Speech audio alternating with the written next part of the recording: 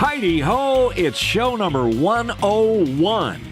We've made it past that in year number 3 of The Last Angry DJ. We're so pleased to have you here listening to our little chat that we do here. And, it's great. It's like we're such a family group here now that all we do for the first half an hour or so of the show is we complain to each other about something we're doing. So it's funny, how easy it is to put a dig in on one of your friends. You're really good friends when you can dig on them so easily. And the next face you will see will be one of the easiest people I know of that you can dig on. My producer, my technical director, my co-host, Mr. Alexander Knight. There's an easy dig just like right magic, there. He shows up. Yes. Yeah, there was like a flash frame when you came in. Yeah, it's like something left over from before. That's cool. Was there a flash frame? You saw a black frame? I saw frame? a flash frame, but it could have been a Zoom thing that I saw from this end. Yeah, there we go. There's one for the RFI. Good to be here, Mitch, for episode 101. I'm Alexander Knight, and if this is the first time you're joining the show, welcome, hello. Please send your comments in the chat, and if you want to ask questions, you can do so. Mark's going to tell you a little bit about that in a second. But this is the show that meets old media versus new media. It's a recurring theme. We got lots of show topics to discuss today. One of the things we're going to be talking about in just a minute actually has to do with old media. It's going to be a really interesting conversation. But let's say hello to Mark Giuliani over in the other corner. What's going on, Mark? Good afternoon, Alex and Mitch, and welcome everybody out there watching us right before the biggest game of the year. If you got questions, please go to ask.thelastangrydj.com, ask.thelastangrydj.com, and we'll do our best to ask them. And these guys here, with the experience that they have, will give you the best answer they can. Mitch, what do you got for us today? I've got a big party tonight with pizza and, I'm sorry. I thought you were asking me what I'm going to do for the game tonight. I'm going to sit in my couch and I'm going to watch reruns of Hogan's Heroes. That's what I'm going to do. And later on YouTube, I'll look at the commercials that are playing. But we're so happy to hear you, that you're here. Mark, thanks for the invite to your house for Super Bowl party. Good luck to whatever team you're voting for, et cetera, et cetera. Mark has given me the stinky eye.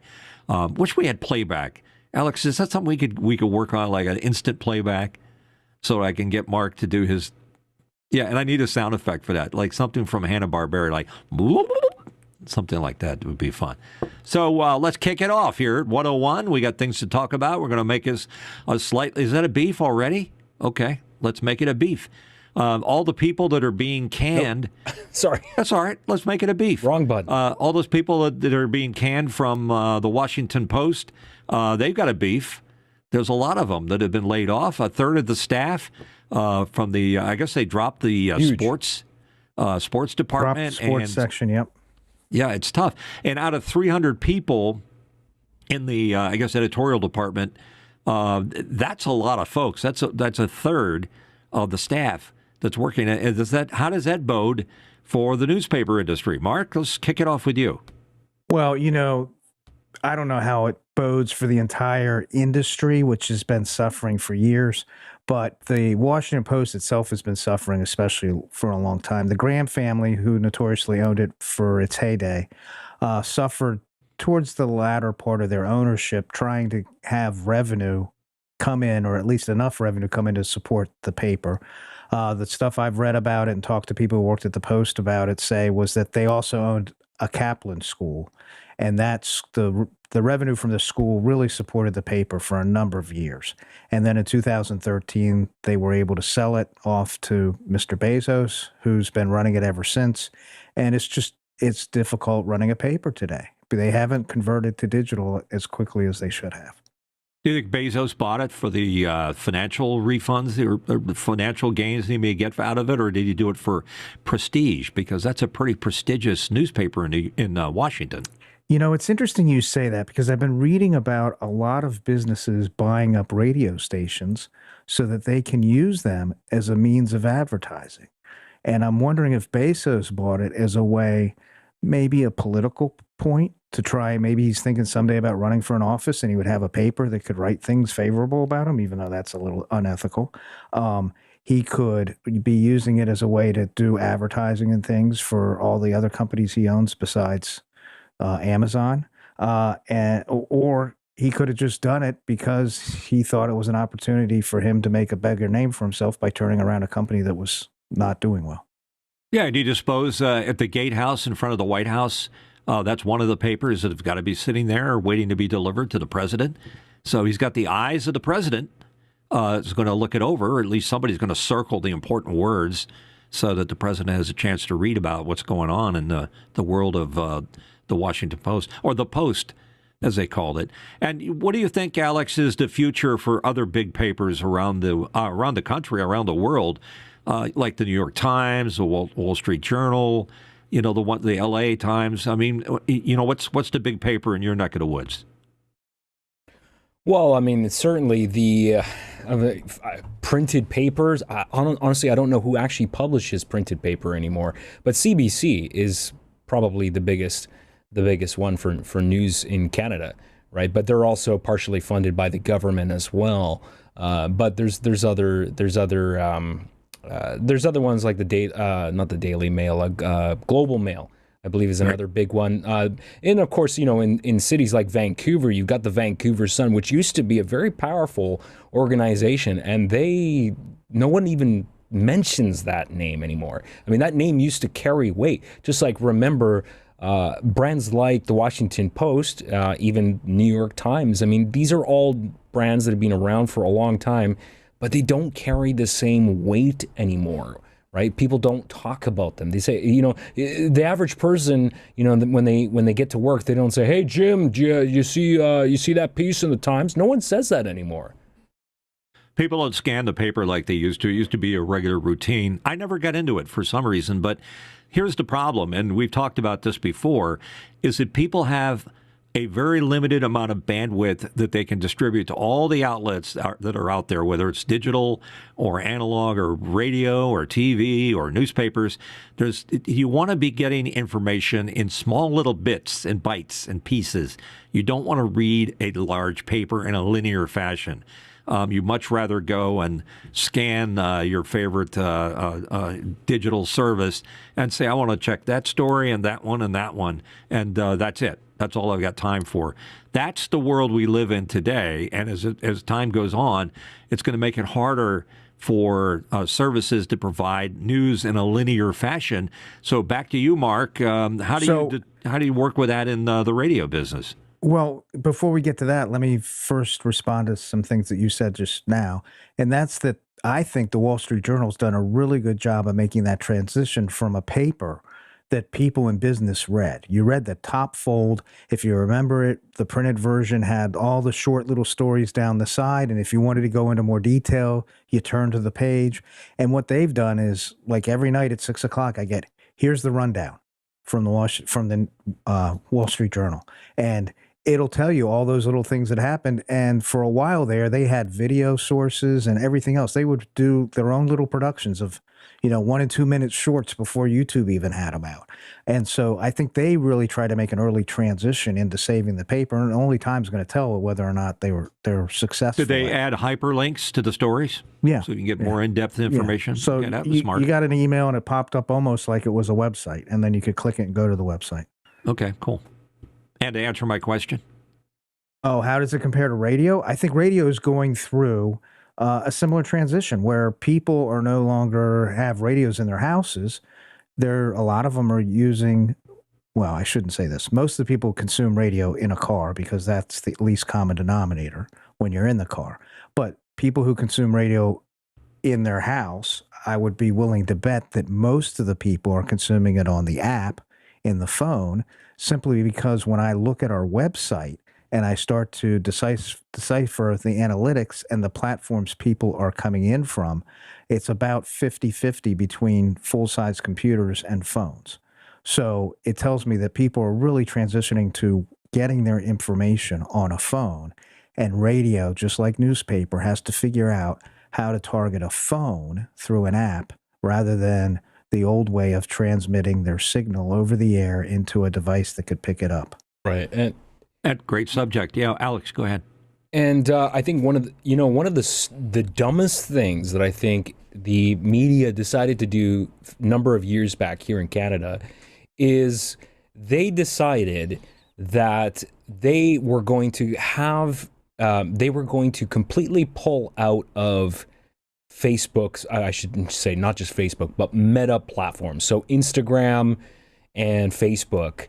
And I think there's a real missed opportunity there because they didn't, they were demanding, if you missed it, they were demanding that they be compensated for this traffic. And now what's really happened is now there's zero traffic. There are no links going back to Canadian media outlets because they've completely decided to boycott Instagram and Facebook. And I think it's actually come back to bite them. And I don't understand why they did that. I mean, I understand they want to be compensated for traffic, but now they have a big fat zero going back to them. Yeah, it's a mistake to not become a hybrid like Mark is talking about for his radio, moving into digital. The paper can't do it. They're going to be left behind. It's just a matter of time. Now, at least radio is a little easier, more fungible. You like that word, fungible, than paper is. But I've never seen a Star Trek episode where Picard is reading a paper, or they're just lounging in the ready room, with a cup of coffee and the paper for the morning. So do you miss having a physical newspaper? There's something about you spread it out, you're making all this noise, you're like flipping the paper open, it was like, it's a thing, it's a tangible thing. You got ink on your hands. Okay, nobody's missing the black ink on their hands, but I think there was something to be said. I like physical books. Your fish in the newspaper, lining the bottom of your parrot cage, it had a lot of useful things. Locally, our local paper was owned by the DuPont Company at one time under a thing called the Christiana Securities.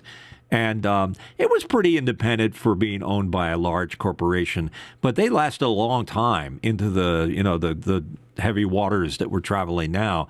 And Gannett stepped in and bought them. And the problem with again, the same thing we have with radio, is Gannett stepped in, owns a bunch of newspapers, and they do a lot of the stories nationally at the Gannett headquarters, wherever that is. I don't know, was it in Jersey or something? And when you read the local paper, it's mostly the same stories that Gannett has written and done, whatever. And maybe a few stories are localized. And the amazing amount of spelling errors, grammatical errors, and the truthiness of the stories that I'm reading really makes me question who are the people that are in that editorial office making these decisions and setting the type or whatever the heck is going on. So I don't want to make this a total, blast on newspapers, but time marches on. Technology is going to plow under a lot of traditional media. Sure does. And people's habits are going to change. And that's what we're dealing with. So well, and I think you know what? Look, let's tie this, Mitch. Let's tie this back to, and I want to get everybody's opinion about this, including Mark's. Let's tie this back to broadcast. We're obviously talking about old media here. We've talked about radio obviously before in traditional broadcasts. Many people have seen the decline, and also there are parallels in the broadcast industry, whether it's on TV or radio. There's consolidation. Companies are consolidating. Even the big companies are laying off staff. So obviously there are people that are getting left behind. And I think the stubbornness of these media companies that do not want to embrace not only new technology, but they just don't want to admit that their business model doesn't work the way it used to. So how do you guys see that across the line for radio and broadcast TV, as people are cutting the cord, they're not listening in their cars maybe as much, or they've canceled their cable TV subscription? What are they doing? It's not the media, it's not the newspaper, it's not the radio, it's not the the service you're buying on your TV or cable. It's how people consume media that has changed, and nonlinear consumption of media means that broadcast TV, as we know it, its days are numbered. Same thing with radio and newspaper, unless it changes to support the way people consume their information. Mark? Well, it's interesting. So broadcast TV is caught in a conundrum where they built their network, let's say, their broadcasting capabilities over what at the time 20 years ago was 1080i. Is that right, Mitch? Yeah, 1080. 1080, but it's it's interlaced. Correct. Yeah, yeah. Yes. So they've built it over a technology that includes things way beyond their local broadcasting studios. It also includes the satellites and what they can deliver. So to rebuild that infrastructure for 1080p or 4K costs them way too much money with the shrinkage they've had in their particular markets. So I think what you're going to see, and you're already starting to see it, you're going to see the broadcast houses like the local TV stations here in the DC area, they already broadcast on their websites because they know that it's much less expensive for them to buy the infrastructure of the future than dump a whole bunch of money into the infrastructure of the past. So you're going to start to see media just checking the companies. stats here. A lot of TVs still, create the media at 720, and then upres it to 1080, and then that gets upres to 4K depending on the outlet that they're working with. So they still have a lot of old gear. They still have a lot of old gear, and those. Let's face it, the cameras that you see in a broadcast studio, I mean, they probably start at $80,000, as opposed to the cameras that we're using here to do podcast, and our pictures look better. So we're talking the about, lens might cost $80,000. The body of the camera is, and they are all sitting on tripods that are all automated, so they don't have people pushing those cameras around like they used to in the old days. Like they used to, right? They're all robotic, just about. But what I guess my point is, they have a lot of money caught up in that. I'm not so sure you could take those cameras very easily and convert them to the way we're using them for broadcast. No, you wouldn't. You wouldn't be able to. It's too ingrained in, like, the pipeline is. I don't want to say it's fragile, but they've clearly frozen everything, right, in their pipeline, because it's way, like you said, it's way too expensive. I want to pose this question here: doom and gloom, ultimate, like, apocalyptic scenario, 10 years from now. I'm not going to pick on radio for a second. So let's just talk about traditional broadcast television. And now, obviously, many of us have cut the cord. I haven't had cable TV in well over a decade. Cataclysmic event, 10 years from now, all of these studios, they all have to shut down. Like, it completely goes away. Is there any way that they can somehow put those shows on the internet somewhere and make money? Or does it just completely disappear overnight? They all transition to re-ask that question. TMZ. It seemed to go in two different directions. Can you just re-ask it again? So 10 years from now, the drop-off is so steep that all the broadcast television studios have got to go away. So they have to shut down all the studios. Can they start can they keep those types of shows going on the internet on some kind of platform and make money? Is that even possible? That's the question. I think it's possible, but I think it's going to change. I mean, you're saying that the studios are going to go away entirely. And I think what's going to happen is the infrastructure is going to change. The studios will grow with the changes in technology, better cameras, better sets, better sound. But I don't think you're going to see it all just vanish because podcasters took over YouTube. I think what you're going to see is those people that have been doing it for the last 50 years up their game. And they're going to say, look, we got to figure out, and you're already starting to see it. All the major networks now have YouTube channels. They're broadcasting to YouTube. Sure. Like after, they may put it on after they're live because they're trying to salvage what they have and all the audio, all the advertising revenue they have coming in through their existing platforms. They're all getting ready to move digital. They're all going to figure out a way to get that advertising dollars to work, because if they don't, they're going out of business. And I don't think you want to see people like Murdoch lose all that infrastructure they've built. Don't forget that radio and TV and all those medias are really distribution systems. And it's the underlying distribution, that's changing and causing people not to accept it or to use it. Printing stuff on dead trees where they knock trees down and peel off the paper and make it a newspaper. It's just it's almost laughably funny when you compare it to what we have technology-wise. So it's going to march on. Time marches on. Let's we got put some it this way. questions coming up here, Mark, that you can jump into. Well, I just want to finish this thought for a second. Fox News, the budget Fox News has is $16 billion of revenue annually. They can find money in that to change the way they're doing things. And they will. They're already starting to do it. So they're coming up with, their own subscription-based channels and everything else. They're going to change. I think paid TV, they should pay us to watch. That's where it should go. Okay. All right, hang on. I got to catch back up here. So we do have some questions coming in. Jerry Hoyle has one. I'm going to punch that button now for you. And Jerry Hoyle's question is, where did it go? Most ad dollars are moving to digital. What are your thoughts on the wisdom or short-sightedness of this? It's smart. That's a big one.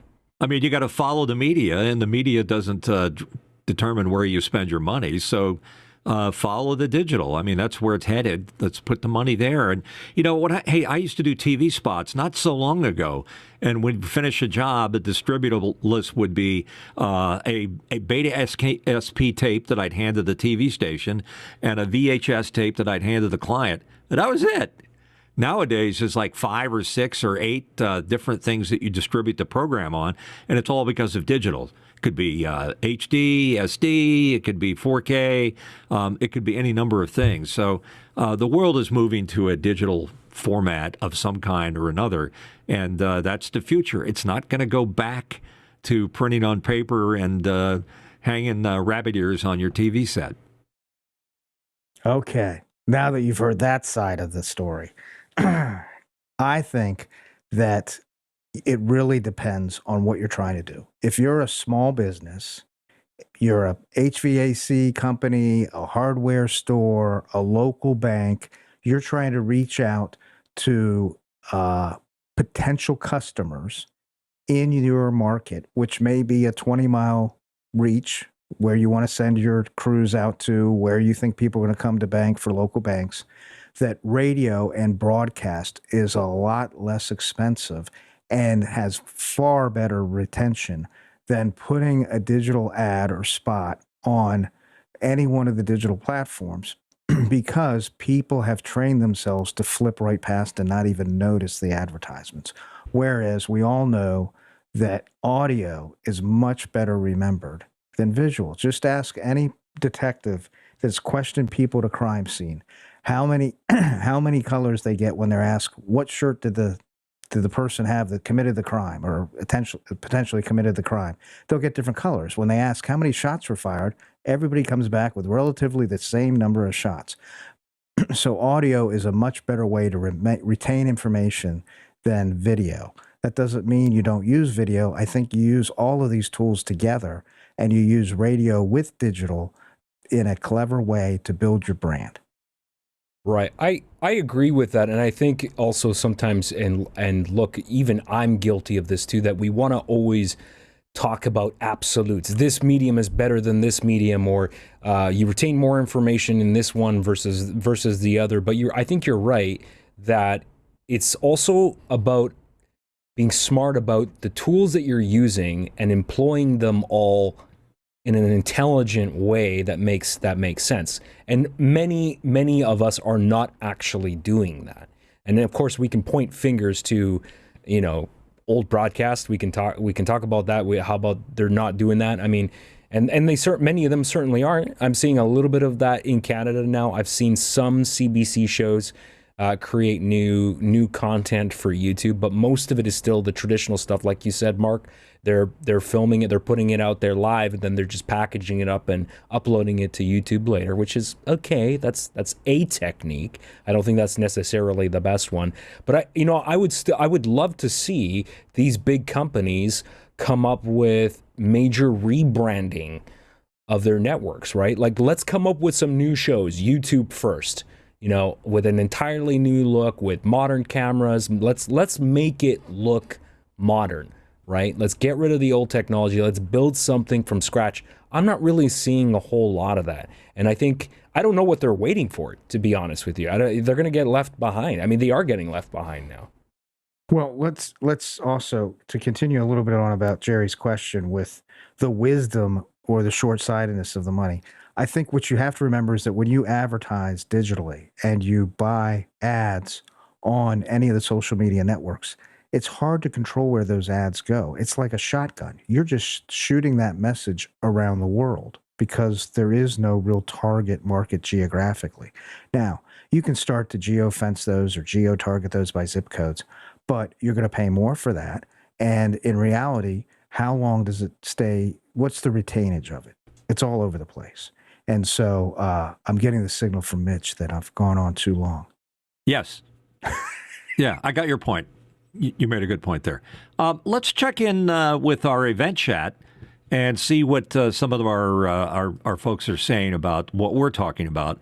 I noticed that Peter Sargent is in there with some comments, and he's talking about that years ago he transitioned to listening to the podcast version of CBS Evening News, BBC One News, Australian Broadcast Company, ABC.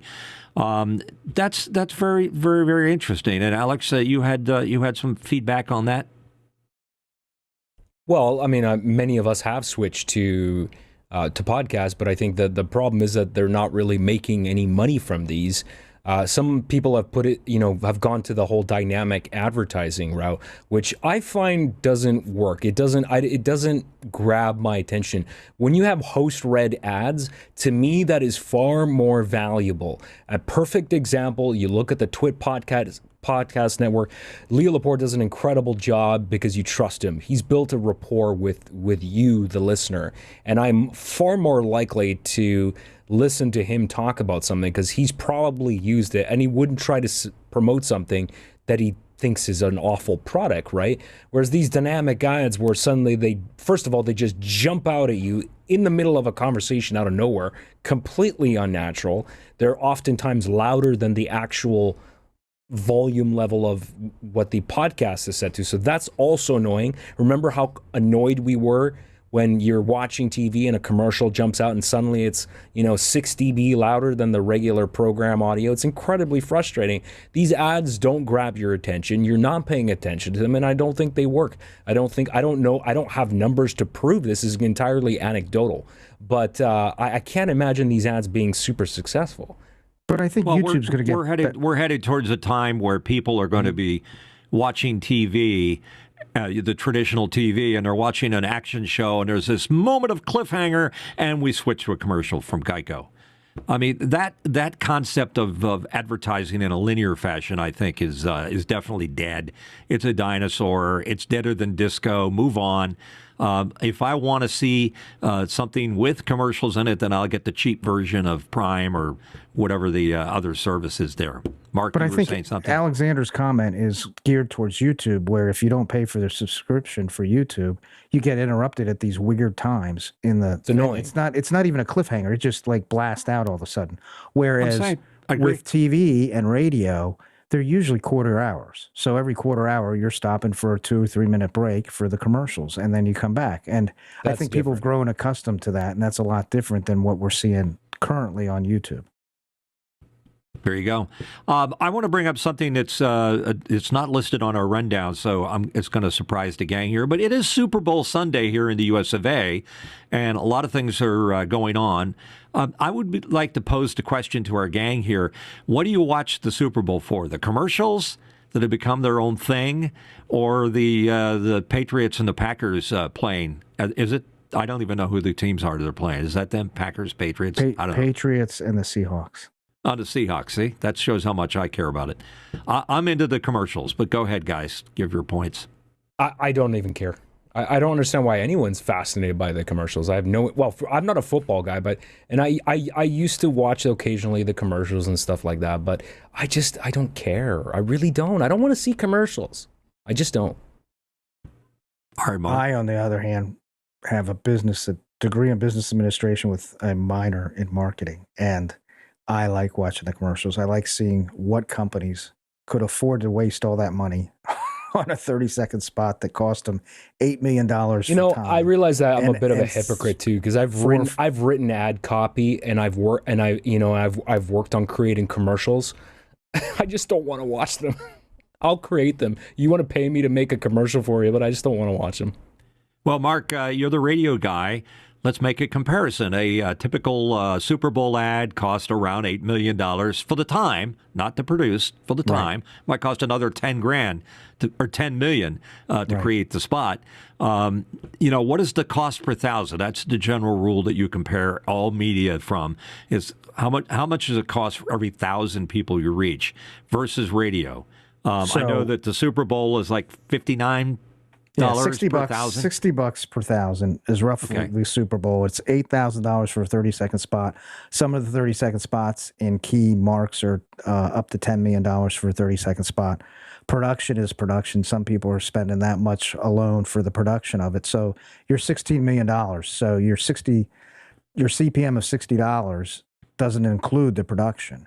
Whereas in radio, it's like 50 cents in our market cost per thousand. So, it's really basically, it's prestigious to be able to advertise on the Super Bowl, but it's not necessarily a business tool to use. Whereas Go ahead. Go ahead. Yeah, I was just going to say, I understand the difference between radio. Super Bowl is its own little entity. You can't really make a straight-up comparison because I don't know of many other shows that garner that much attention.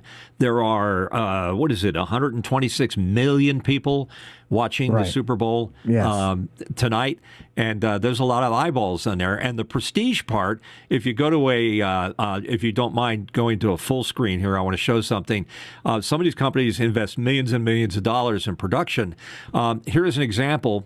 Cadillac is introducing its new F1 team, a racing team, and they've got this countdown that's going on the middle of Times Square right now. It's a live picture from Times Square. Ooh, aren't we clever?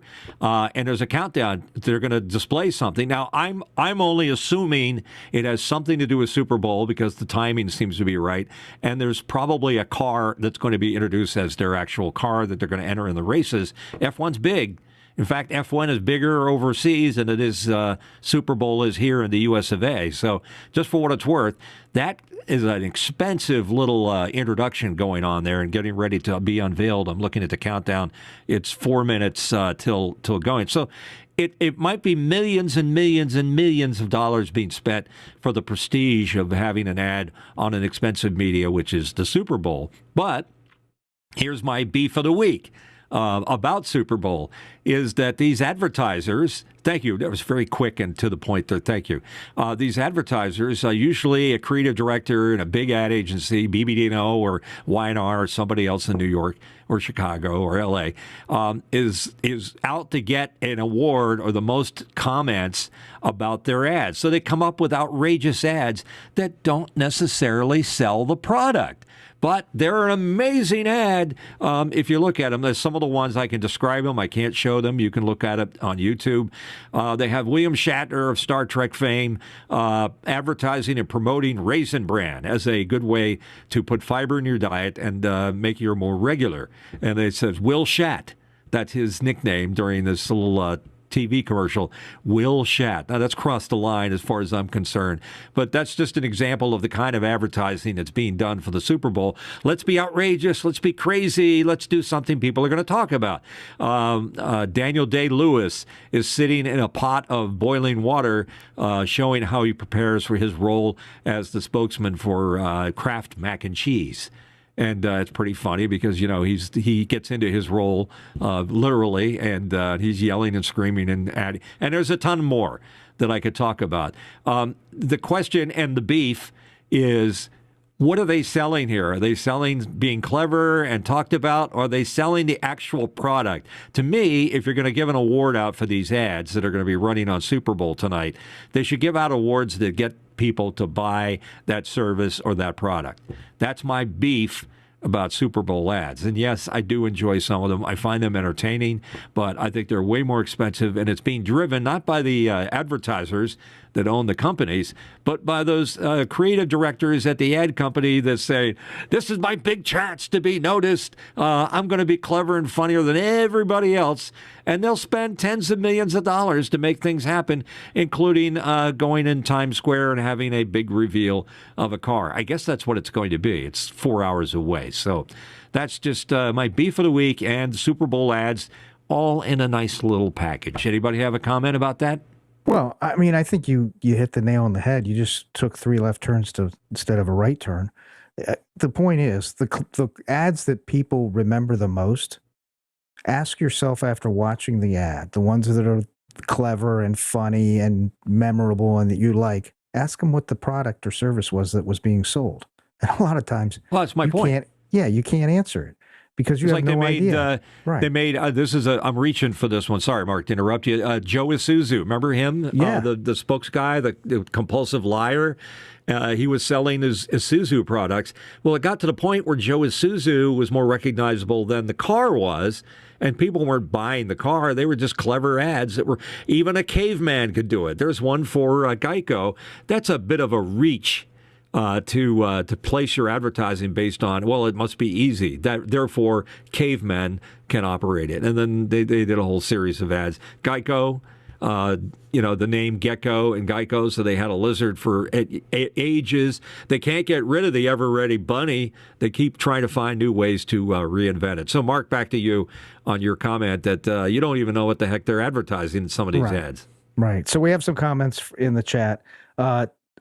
Jerry Hoyle says, commercials. I watch commercials and sometimes the halftime show. And Tamara says, I used to watch for the commercials, but with YouTube, I can watch for them after the fact. I think you can even watch them before now. Yeah, you can get them on YouTube. Ahead of time? Yeah. They're there. There are a bunch of them are there. We'd show them, but we'd probably get flagged if we did it. Right. And then the halftime thing. It's just like, ever since the Eminem and Janet Jackson debacle, it called a lot of attention to that inappropriate moment.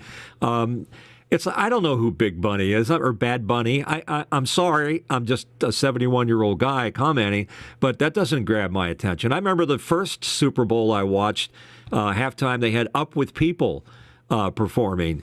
And it was like a very pro-Christian organization that sang positive message songs, and it sounded fun.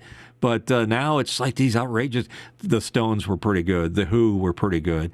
Alex, can you think of any halftime shows that you remember or you heard about?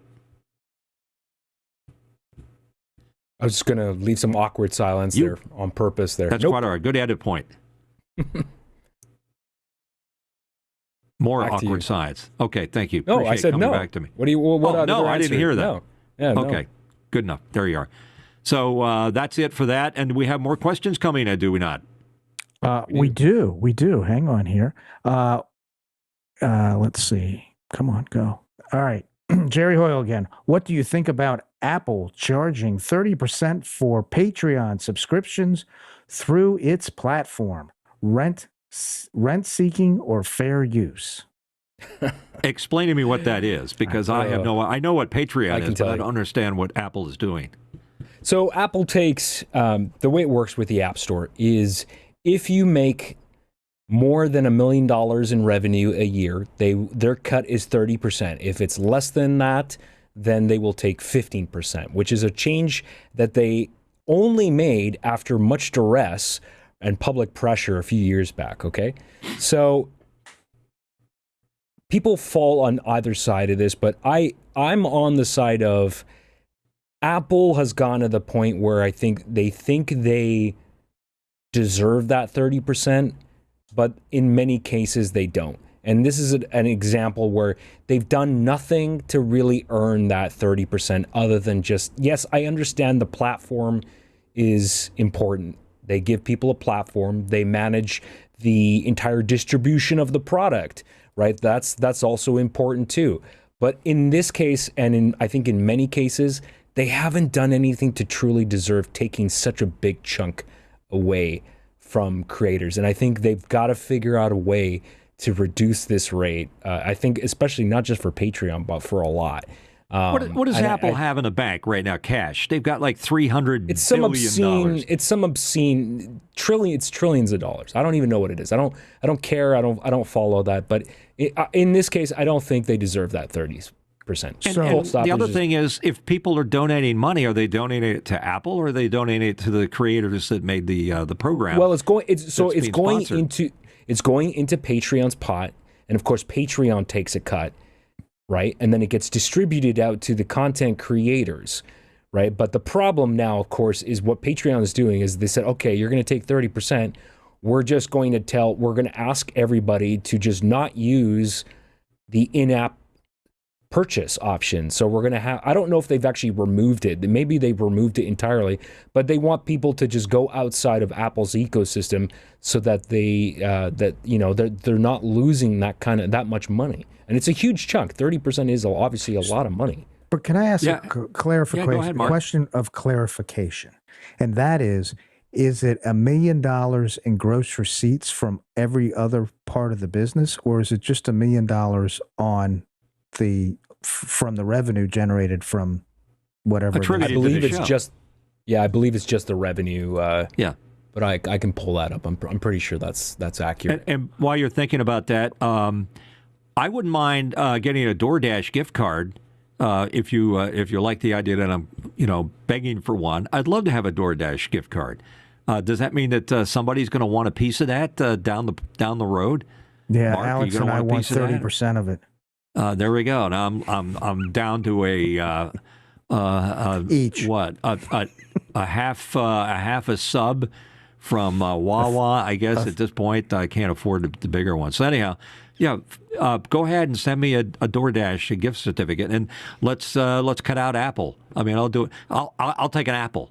Just a nice fresh Washington apple would be very nice. Alex. Well, but if you think about it, if you're $1 million company, or you have $1 million in revenue from whatever it is you're putting out there, to say 30% isn't what it would cost you in a regular business for your overhead, your rent, equipment leases, things like that. I mean, I think if that's what you're doing, that may not be that unfair a price for Apple to say, hey, we set up this entire platform. You wouldn't be able to do any of this without us.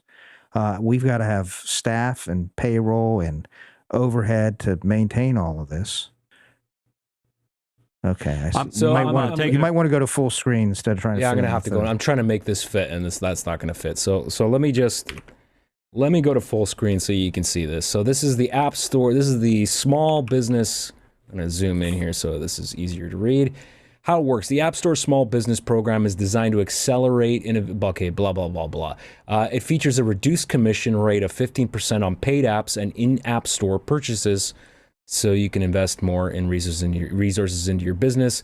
Existing developers who made up to $1 million US dollars in proceeds in the prior calendar year for all their apps, as well as developers new to the App Store, can qualify for the program and the reduced commission. So there's your answer. If they surpass the $1 million USD threshold in the current calendar year, the standard commission rate will apply to future sales. The standard commission rate is obviously 30%. That's what we were just talking about. All right, let's have a thumbs up or thumbs down. If you give us the 3 up, I'm saying thumbs down to Apple. You guys, thumbs down. Thumbs down. Oh, Mark likes the idea that. Okay, well, let's hear. Because how many people are actually making $1 million in sales off of their apps? What percentage? I don't have that number. Yeah, I don't have it either. But I mean, the people that have a big enough enterprise to create $1 million from an app have a pretty big enterprise. So but it's I'm not so sure that this is a bad idea. But the thing is, here's my question that I'm putting out there. What did Apple do to deserve that much money? Yeah, they laid out the whole platform. They haven't done any. But yes, they haven't. do. But they have. No, hold on a second. They have fixed costs. I understand that, to run the platform.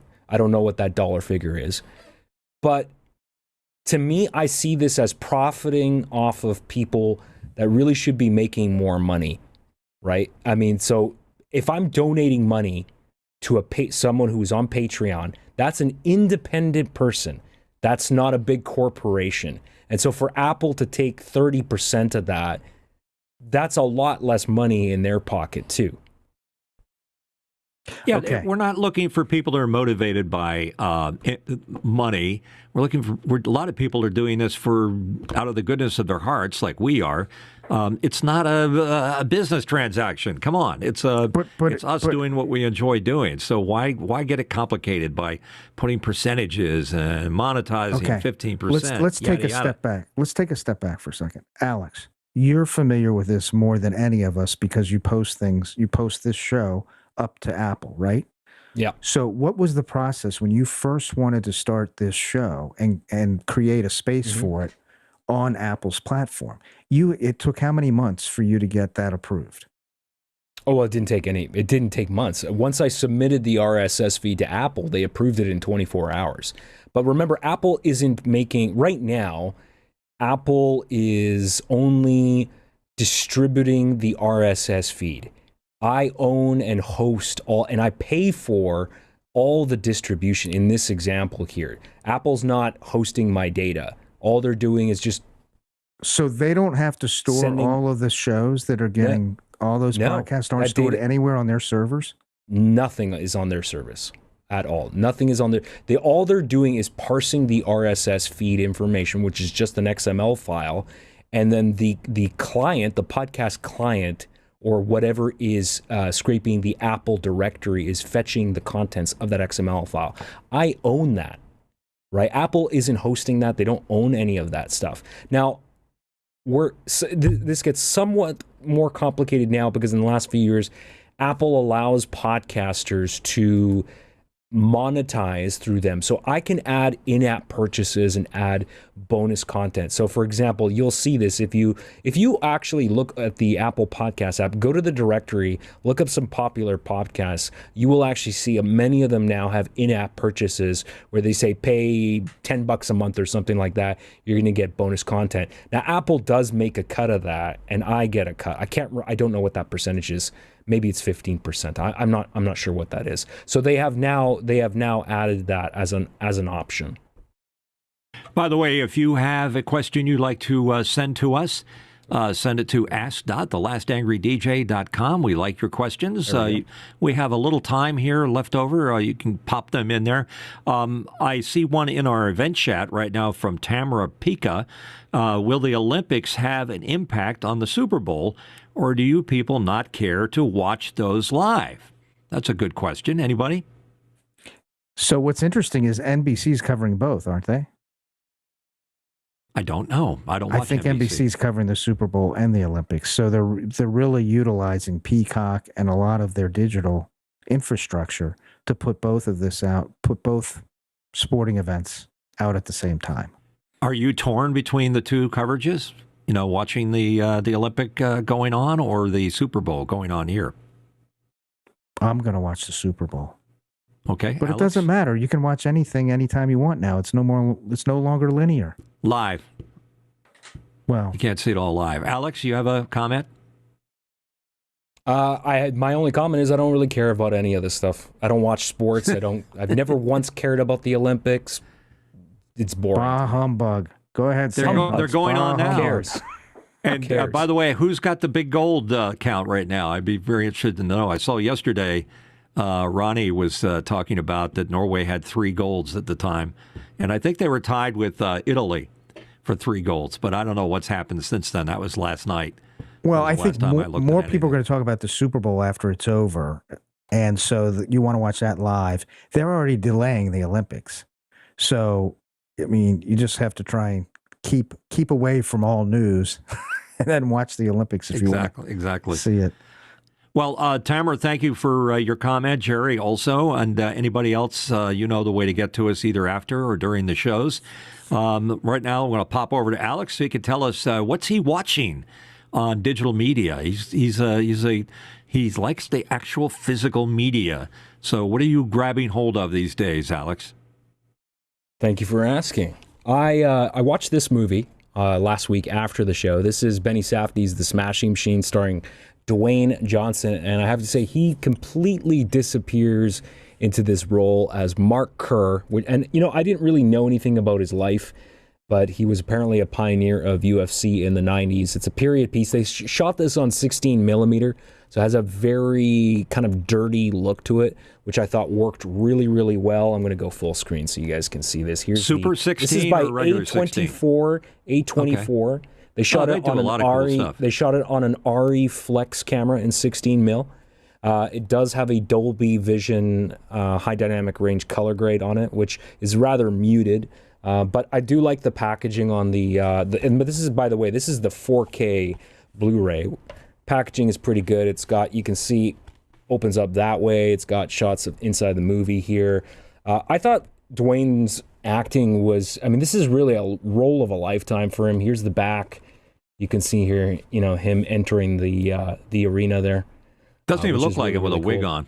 It's not just a wig. He's got a nose piece, and it wasn't just the aesthetics. Like the way he walks, the way he changed his voice, he completely disappears into this role. It also comes with, inside the package, it comes with these poster cards, which I thought were pretty cool. And there's, by the way, that is Benny Safdie, the director there, young guy. Here's some other shots there. I thought How did Benny get that job? Just out of curiosity. I don't know. They started making a lot of short films, and they kind of got noticed. I'm not sure what the history is. Let me rotate that way. There's another poster card, and there's a whole bunch. I'm really into this kind of thing. This is one of the reasons 1 to 10 scale. Where would you place that? I would place the movie. I would give it a solid 8 out of 10. That's a good one. That's a good one from you. Absolutely. Watching a lot of streaming media, Netflix, etc., and I kind of passed this one over quite a bit. But there's another Frankenstein movie out there. Guillermo del Toro. How do you say his name? Guillermo del Toro. Anyhow, Guillermo del Toro. Thank you so much. I can't even get close to it. Anyhow, I watched this new edition of Frankenstein. We all know the story and how it goes. Really well done. Very well shot. The effects don't get in the way of the story. The story is the same story we've seen time and time again. But I highly recommend it. I give it a thumbs up, and I'll give it a 7. It's a surprise. I kind of watched it because I was getting a little bit bored, and it was a little boring for me to another Frankenstein movie. Yeah. Look at it. It's not a waste of your time. And then somebody gave me a bad vote for Sinners, and I think you gave it a thumbs up, Alex. Loved it. They said it was absolutely loved it. Gigantic waste of their money. That's what they told me. I'm just quoting somebody. So I'm kind of torn because I respect Alex's opinion. So maybe I'm going to have to. It's going to get an Academy Award more than likely. So it's already been nominated. So we'll see what goes on there. Any other questions, comments, or beefs before we wrap up today's Super Bowl edition of The Last Angry DJ? Jerry did say he likes watching the drones at the downhill events, and I must say I did see the men's downhill last night, and the drones were just going so fast. It's amazing. Yeah, it's amazing what drones have done for coverage. I mean, in the old days, a helicopter with a Westcam on it was the best we could do, and those helicopter pilots were pretty awesome guys. But nowadays, put your DJI up there, you can crash it into a brick wall. Who cares? Helicopter's a little different matter. So thanks for your comment there, Jerry. We appreciate it. And we appreciate you being here for the show. But what we really appreciate the most is your participation in The Last Angry DJ. And here to tell us more about that is Mr. Alexander Knight. Thanks, Mitch. You can join our community. We'd love to see you in our Discord server. I'm going to put up a QR code. There it is. If you just pull out your phone, scan that with the camera app, that will invite you into our Discord community where you can talk to us after the show. We've got all sorts of channels in there to talk about movies, talk about industry news, talk about the show. Maybe you have a particular guest you want to see on the show. Maybe there's a particular topic you want us to address. Please let us know your thoughts. You can get in that way. And of course, if you would like to ensure you get every new episode each and every week, we broadcast the show every Sunday at 2 p.m. Pacific Standard Time. That's 5 p.m. Eastern Time. And if you can't make it for that, the show is available on demand on YouTube. Just hit the subscribe button. That'll drop that episode into your feed. And of course, if you prefer it as an audio version, if you don't want to see our faces on camera, you can find the Last Angry DJ available on all podcast platforms. We're on Apple, Spotify, TuneIn, Stitcher, Amazon Alexa. You can ask that smart device to play it. We're pretty much available everywhere. I believe we're also on Amazon Music. We're on iHeartRadio. We're everywhere. There's no shortage of places to find us. And of course, you can also reach out to us on social media at The Last Angry DJ, Facebook, Instagram, X.com, all places We usually put out the audio version of this show the following day. So today's Sunday. We're going to usually publish that the following day on a Monday. So it's not immediate, but it will eventually end up in your podcast app. Thank you, Alex. I'd like to Appreciate also that. thank one more thing. I'd also like to thank the fine folks at Boink Software for making this show possible. We wouldn't be able to produce this show without Mimo Live. If you are looking for a production tool to do your podcast or just do any kind of remote production that involves something like Zoom, it's a really fantastic way. We're live streaming in 4K today, and we couldn't do it without Mimo Live. So thank you. Back to you, Mitch. Indeed. Thank you, Alex. Appreciate that. And Mark, are you going to be going to any big parties tonight, or are you going to hang out with the family and watch your favorite team win? We are going to go to a party we've been going to for about 10 years. It's full of family and friends. Family and friends and Super Bowl. I hope are they all after the same team? I don't know. I'm not really sure. I think I'm Gonna just have going to a watch the commercials. Little going, watch those commercials, check the prices, see what their results are gone, and compare it to radio, because radio is the best deal you got going for you. That's Thank you. right. It Appreciate it. All right, that's it for episode 101. We all have places to go here tonight, so we're going to thank everybody for participating and hitting that Ask the Last Angry DJ button. Appreciate that. Until then, next week, we'll see you. Take care. Swagger down the street with your red lips and funky beat. You better hold your head up to the sky. I'm gonna roll with you till the day I die.